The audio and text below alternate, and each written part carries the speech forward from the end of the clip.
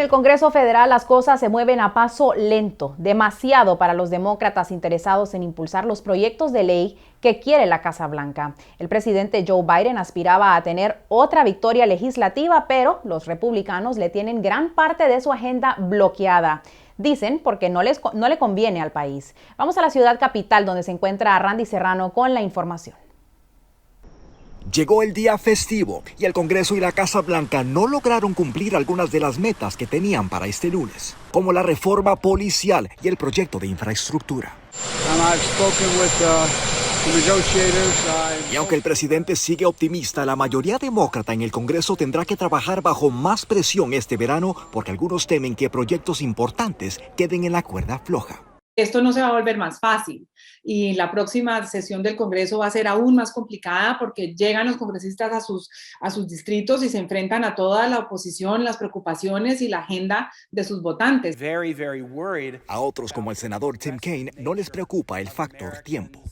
Septiembre y octubre, noviembre y diciembre, hay mucho más tiempo para tener oportunidades para debate y votar sobre reforma de inmigración, inversiones en educación o salud pública. Y es que la lista es larga y costosa.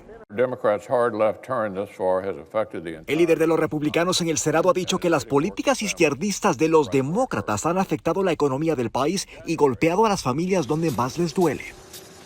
Y es allí donde están muchas propuestas estancadas. El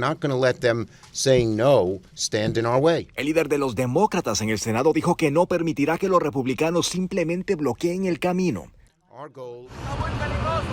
En la lista de prioridades también está reformar las leyes migratorias y proteger los derechos de los electores. Para eso y más, los políticos tienen solo 2 meses antes del largo receso de agosto. Hay quienes dicen es posible se tengan que agregar días legislativos al calendario aquí en el Congreso para poder definir algunos de esos temas. En el Capitolio, Randy Serrano, Telemundo. Gracias, Randy. En Honduras, la empresa privada anunció que próximamente estarán disponibles 4 ofertas de vacunas. Tenemos más de lo que ocurre en nuestros países a continuación.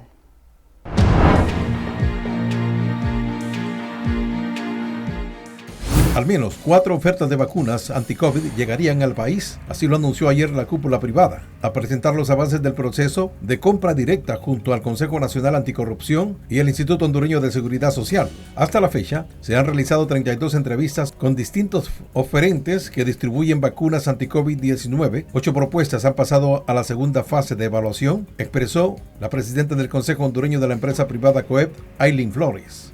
Agregó: cada una fue analizada en el cumplimiento estricto de lo que se establece el acuerdo de Honduvac autorizado por el gobierno de Honduras el 17 de abril de este año. Actualmente suman 6.131 solicitudes, que se traducen en más de 2 millones de personas. Una lista de interesados encabezan empresas privadas, sindicatos gremiales, patronatos, colegios profesionales, fundaciones, organizaciones no gubernamentales e iglesias. La directora del CNA, Gabriela Castellanos, lamentó la inoperancia del gobierno durante esta crisis sanitaria, que ha sido negligente y deficiente y sobre todo irresponsable. Faltan equipos y medicamentos en casi todos los hospitales públicos. Nuevamente, es por la paciencia de las instituciones del Estado y sus funcionarios, declaró. En Nicaragua, los casos de violencia en el contexto de las elecciones generales en noviembre próximo en Nicaragua sumaron a 279 en el lapso de un mes y medio, entre el 1 de abril y el 15 de mayo pasado, informó hoy el grupo independiente Urnas Abiertas. Al menos 267 personas fueron víctimas identificadas de la violencia dirigida en su mayoría por la Policía Nacional. En México, una candidata a una alcaldía del estado de Michoacán Oeste fue atacada a balazos mientras que otro candidato fue secuestrado en Puebla. A menos de una semana de la elección intermedia, México celebra elecciones el próximo domingo, unos comicios marcados por los asesinatos de 35 candidatos y precandidatos, según la consultora Etelec. La Fiscalía de Michoacán informó que Rosa Elian Milán, candidata a la alcaldesa de Cuitzeo por el partido oficialista Morena, fue atacada a balazos la noche de ayer domingo cuando viajaba con su familia. El presidente mexicano Manuel López Obrador lanzó un llamado para que se haga valer la democracia de manera pacífica, sin violencia. En Colombia, 9 personas, una mujer y 8 hombres, fueron asesinados hoy lunes en una finca privada en una zona rural del departamento colombiano de Huila por personas armadas sin identificar. 9 personas han fallecido con armas de fuego en la zona rural del área conocida como El Quebradón Alto, que hace parte del municipio de Algeciras, informó en un video el secretario de gobierno de Huila, Frankie Alexander Vega. Vega destacó que las autoridades están investigando quiénes han sido los autores materiales de esta masacre, la tercera que se produce en menos de un año en esta misma finca. Y en Venezuela, el ministro de Defensa de ese país, Vladimir Padrino, informó en su cuenta de Twitter que los 8 militares venezolanos que se habían sido secuestrados por insurgentes colombianos fueron rescatados en el estado de Apure y que un grupo de médicos militares les brindó atención médica. El anuncio estuvo acompañado de un comunicado en la cual aseguran que dicho rescate se produjo en una operación llamada Águila. Más temprano, el director de la organización no gubernamental Fundaredes, Javier Tarazona, había adelantado información en torno a la liberación. Según la versión de Tarazona, 2 militares estarían en chequeo médico en la capital venezolana. Las noticias internacionales son traídas a ustedes por Orleans Furniture, la mueblería oficial de los latinos.